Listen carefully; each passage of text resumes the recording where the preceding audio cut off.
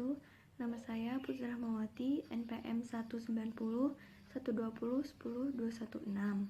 Di sini saya berperan sebagai General Manager di PT Bulan Sabit. Perusahaan ini bergerak di bidang industri makanan dan minuman atau F&B yang berencana untuk melakukan ekspansi ke 3 pulau besar di Indonesia, yakni Sumatera, Kalimantan, dan Sulawesi.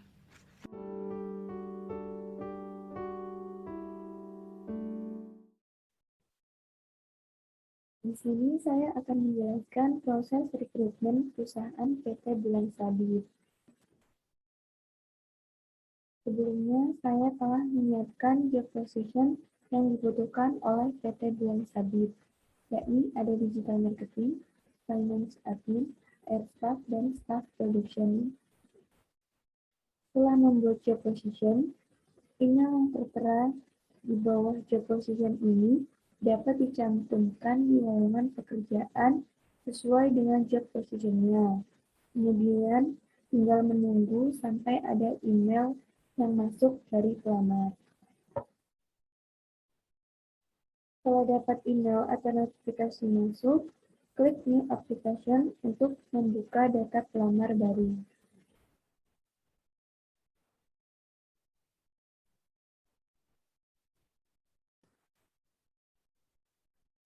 Kemudian isi data diri pelamar yang sesuai dengan klik Edit. Isi data diri pelamar.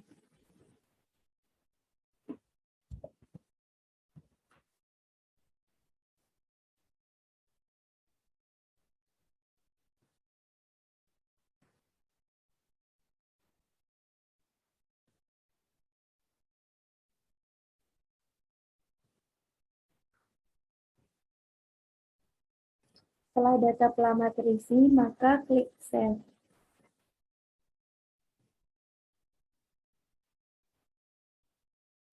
Setelah tersimpan, maka klik ini dan pilih Ready for Next Stage untuk ke tahap selanjutnya. Setelah itu, pilih First Test. Setelah klik First Test, maka secara otomatis pelamar akan diberi email atau pemberitahuan bahwa dia telah masuk ke tahap selanjutnya. Setelah melakukan first test, maka jangan lupa klik Ready for Next Stage untuk ke tahap selanjutnya.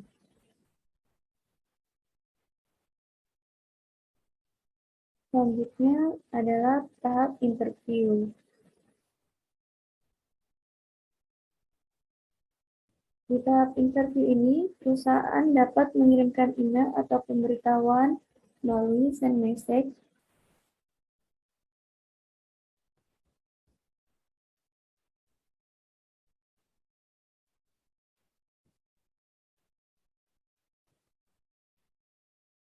Kemudian setelah tahap interview selesai, jangan lupa ini diklik Ready for Next Stage untuk ke tahap selanjutnya. Kemudian kita juga dapat memberikan rating kepada pelamar. Kemudian lanjut ke tahap kontrak proposal.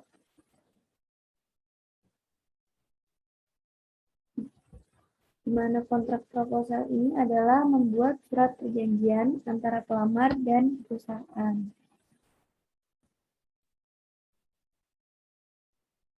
Setelah melakukan kontrak proposal, jangan lupa kita mencentang Ready for Next untuk tahap selanjutnya.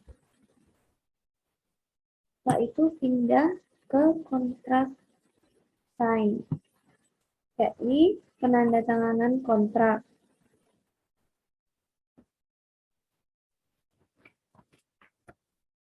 Kemudian terdapat tulisan hard yang berarti pelamar diterima bekerja di perusahaan PT Bulan Sabit.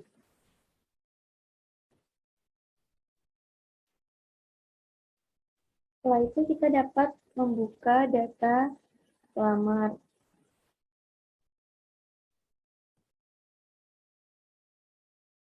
Setelah buka data pelamar, maka kita bisa klik Create Employee untuk menetapkan pelamar sebagai karyawan di perusahaan PT Bulan Sabit.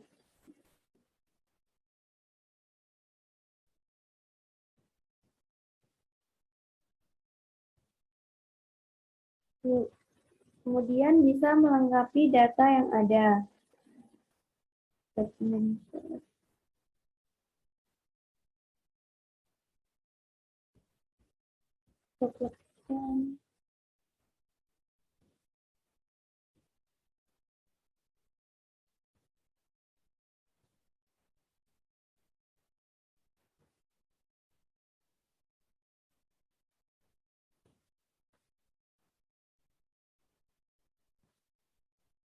Setelah semua data terisi lengkap, maka klik Save untuk menyimpan. Dan secara otomatis, pelamar telah menjadi Finance Admin di PT Bulan Sabit untuk cabang Sulawesi.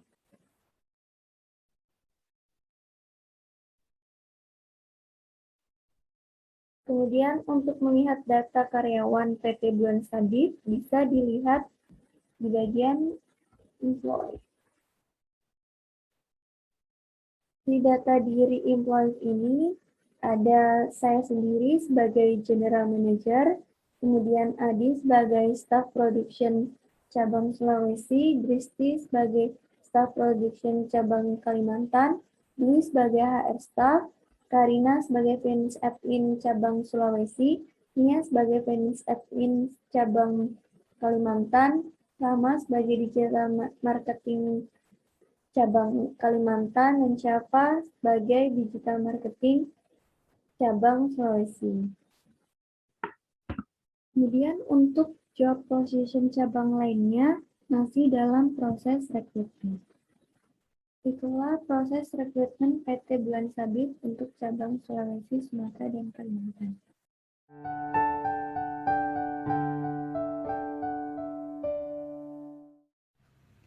Konsep pemasaran yang ingin saya terapkan di kantor cabang PT Bulan Sabit adalah yang pertama ada profil target. Perusahaan kami yang bergerak di bidang industri makanan dan minuman atau F&B dengan target untuk semua kalangan dari segi usia, pekerjaan maupun pendapatan. Karena produk kami dapat dikonsumsi oleh siapa saja. Produk kami juga dapat dikonsumsi dimanapun dan kapanpun. Karena produk kami tersebar luas di seluruh Indonesia, bahkan sampai ke luar negeri, sehingga tidak ada keterbatasan waktu, tempat, ataupun lokasi. Selanjutnya adalah output yang ingin dicapai, yakni yang pertama, mengenalkan dan mengembangkan brand produk PT Bulan Sabit agar dikenal oleh siapapun. Yang kedua, mencapai visi, misi, dan tujuan perusahaan. Yang ketiga, memberikan kepuasan pelanggan, karena menurut kami, kepuasan pelanggan adalah hal yang terpenting. Yang ketiga adalah menciptakan pelanggan yang loyalitas. Dan yang terakhir adalah meningkatkan penjualan PT Bulan Sabit. Kemudian ada channel media sebagai media pemasaran atau promosi produk, yakni ada website, sosial media marketing, video marketing, dan konten marketing. Selanjutnya adalah langkah dalam memulai pemasaran digital, yakni dengan membangun website, membuat sosial media, membuat iklan atau video marketing, dan membuat konten marketing.